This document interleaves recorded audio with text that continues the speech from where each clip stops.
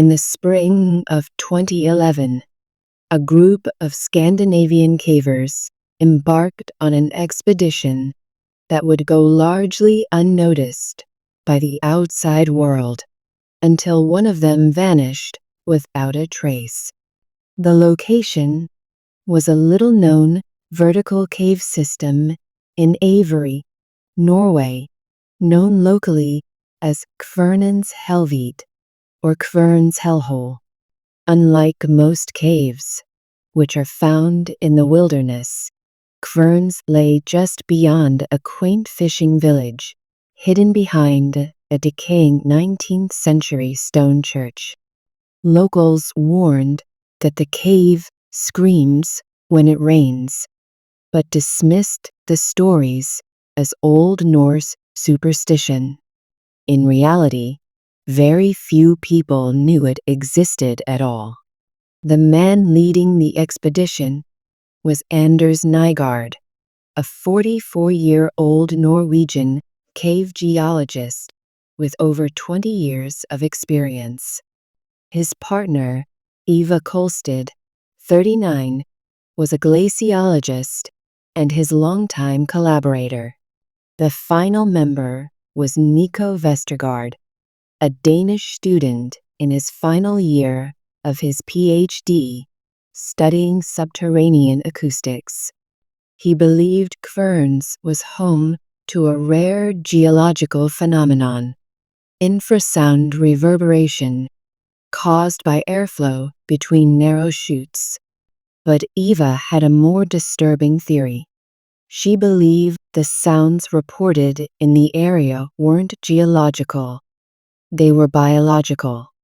The group began their descent on May 16th through the mouth of the cave, a tight, vertical shaft covered in moss and slick with moisture. The first 50 meters were straightforward, a rope-assisted rappel into a roughly bell-shaped chamber. But what awaited them deeper below was something far stranger. As they reached 70 meters, the team encountered a tunnel carved almost unnaturally straight. The walls bore parallel ridges, as if something had clawed or gouged its way along the rock.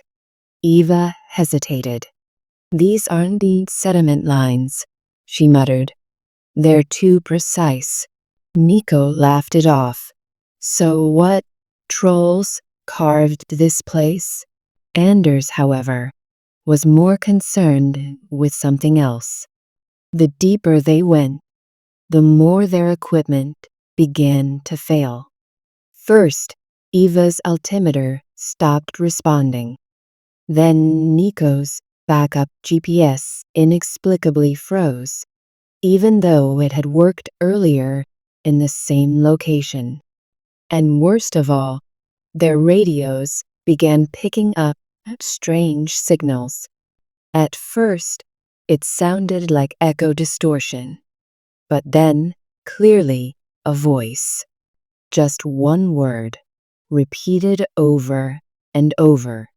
"Farvel, goodbye." Anders thought it was a prank, maybe interference from nearby boats or construction. But the deeper they went, the more the voice grew clearer. Not louder, but more distinct, intimate, even, as if it was being whispered just behind them. By nightfall, they had reached a cavern unlike any they'd seen before. It was massive, nearly 200 meters across, but not empty.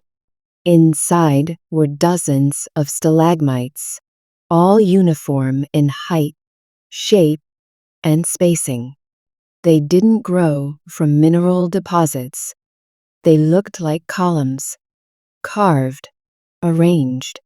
But who or what had arranged them? The group set up camp just outside the chamber's entrance. That night, Nico wandered in alone with a sound recorder, hoping to capture evidence of low-frequency vibrations. He never came back.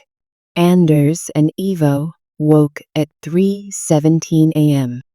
to the sound of Nico screaming, but it wasn't close. It was as if it were coming from beneath them, deep under the stone floor. They searched the entire chamber. No blood, no rope, no footprints. Just Nico's dropped audio recorder. The tape would later reveal something terrifying. First, a humming noise, like wind trapped in a glass jar. Then, faint tapping, echoing in unnatural rhythms. Then Nico's voice. Is someone here? Hello? Then nothing but silence. Until exactly 6 minutes in, that same whisper. Farvel, Eva, and Anders were horrified, but had no way to contact help. Their ascent had taken them over 14 hours, and their backup line was anchored further below, closer to the last known position of Nico. Eva insisted they climb out and return with a rescue team, but Anders refused. He couldn't shake the feeling that they were being followed, something watching from the chamber, something that didn't want them to leave. But Eva couldn't stay. At first light, she began the climb back alone. Anders remained. What happened to him over the next 48 hours remains unknown. But when Eva returned 2 days later with the local Alpine Rescue Unit, they found no trace of Anders. Not his gear, not his lights, not even his footprints. It was as if he had simply ceased to exist.